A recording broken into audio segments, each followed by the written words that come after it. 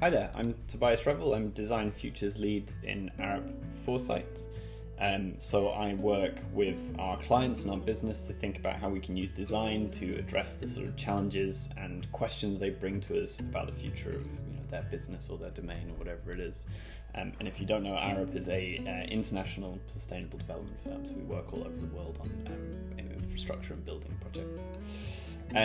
So I've also been involved with the Common Design Studio for many years. My former role as an academic at University Arts London, I was part of the team that originally set it up, and it's been fantastic to see it continue to evolve in driving the spirit of sort of international collaboration and participation and critique and design-led research that was its original spirit. And it was really great to be invited back in my new role to contribute to the projects this year, which were absolutely amazing and fantastic.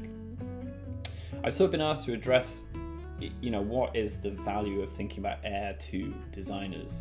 And I think putting it in a larger historical context, design historically, particularly coming from modernism, was very much embraced in this idea of how can we use design generously to increase the quality of life for as many people as possible. And so that involved making products that were accessible, generalizable, could go into people's homes, could be used by lots of people, could empower them to do things.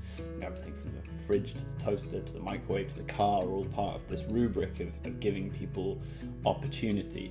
But that opportunity and that philosophy is quite narrow in that it was always driven by sort of the aspirations of wealth, growth, and individual power and consumption, which did bring a better quality of life. There's no doubt about it. People had better health outcomes, better opportunities to create more opportunity for their own family as well. But it all came at the cost of the natural world. It came at the cost of extracting vast amounts of material from the earth and putting them, when wasted, back into water and into the air. And so more recently, design has come to concern itself with its wider systemic placement in these big systems. What does it mean that the design part of the product is only a small stage of the life cycle of the materials used, and they will often end up back in the air as carbon monoxides or nitrous oxides, whatever it is, particularly with the burning of fossil fuels that drive this quality of life improvement that we've experienced. So this presents an interesting challenge because design has obviously developed a vocabulary and a tool set for dealing with material stuff. What are objects made of? How are they constructed? How are they usable? And when you're talking about systems like air that are vast and almost incomprehensible in time and space, that creates a real problem for designers. And there's two ambitions here, I think, for design, and they cut across all movements of design, I think.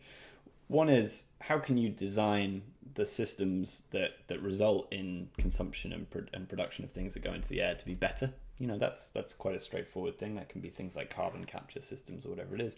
But the other is, how can you engage people with something so ephemeral? How can you get people to really understand the stuff that's around us and how it's connected with the life that we lead? And that's a much more difficult question.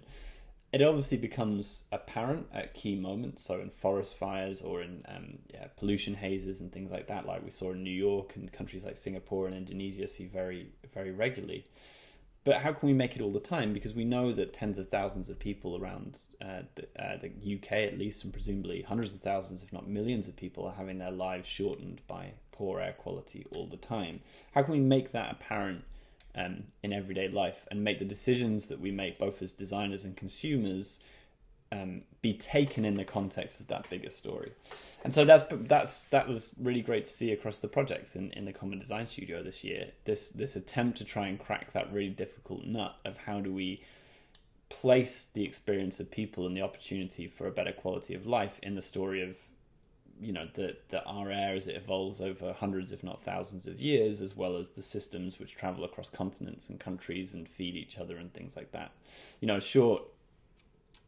A small fact here is, for instance, something that I found out throughout this project was that there is a dust bowl in the north of Africa that feeds fertilizer into the Amazonian rainforest through air currents.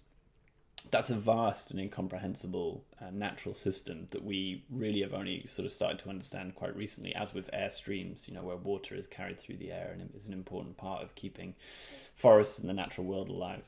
How can we get people to think about those things? And design has a really critical role here as design evolves beyond this practice of just driving material quality of life and into something that gets us to experience the world in a different way.